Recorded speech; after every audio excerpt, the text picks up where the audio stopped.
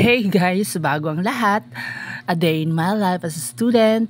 Ito ang aming ginagawa pagtapos ng klase. Naglilinis ng classroom sa mga paaralan.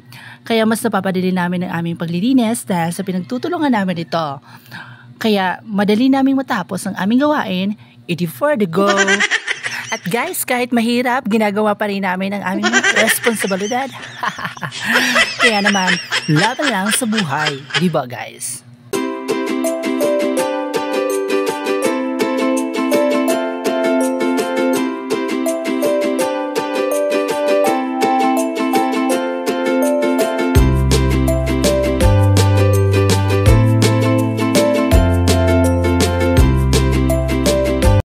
At ito na guys, finally, we're done!